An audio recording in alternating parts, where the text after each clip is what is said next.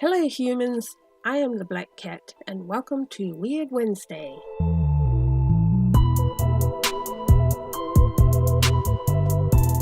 This week we look at the strange case of the disappearance of David Lang. So on a farm just a few miles outside of Tennessee lived the Lang family. The father, David Lang, his wife Emma, and their two children, George aged 8 and Sarah aged 11.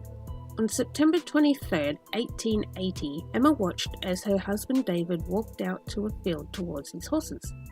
At this moment, Judge August Peck and his brother-in-law were travelling along the road with a horse and buggy to visit the Lang family. The family saw the judge arriving and waved at them. The judge waved back at David Lang, who had turned to return to the house in order to greet his friend. However, in mid-step, and with 5 people watching in plain sight, David Lang disappeared. Emma was heard to scream at the sight, and Judge August and his brother-in-law rushed to the spot where David had vanished, but they could find no trace of him. Search parties were sent out to look for the missing man, but all efforts came up empty. Surveyors found that the ground was solid with no underground cavities or sinkholes. There was no explainable way that David could have disappeared, but he did. Sometime later, the children became curious and decided to go and look for themselves. George, the younger of the two, noticed that the horses would avoid walking over the spot where his father had disappeared. On closer inspection, the children noticed that the grass at the spot had formed a circle and became yellow and strange looking. They also noticed that no animal or insect would go into the circle, even though there were plenty around. George picked up a cricket and threw it into the circle. The cricket apparently stopped making sounds and didn't start again until it had hopped out of the circle. Upon seeing this, Sarah wondered what would happen if they called out to their father. They tried calling out to him, and apparently he responded. Emma, the mother, also claimed to have called out to David and received responses from him.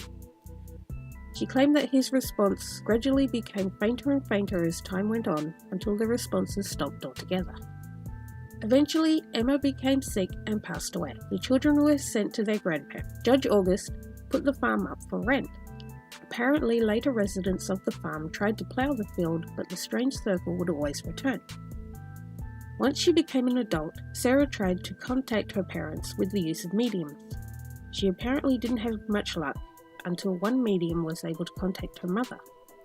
She claimed that the medium told her her mother's message. She says that she is seeking as you are seeking, and that she is waiting as you are waiting, and she says that you can come to her directly. Sarah took this to mean that she could contact her mother herself, so devoted her time to learning how to communicate with the dead.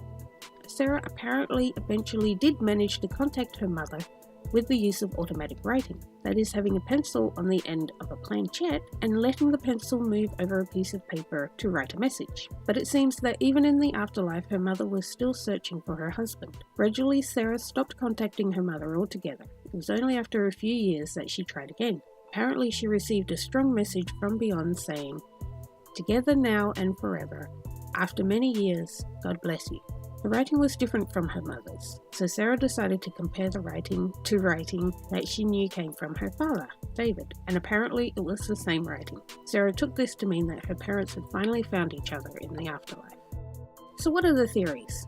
Did David perhaps fall into another dimension? Was he taken by fairies? The biggest theory is that it was all a made-up story in order to sell magazines.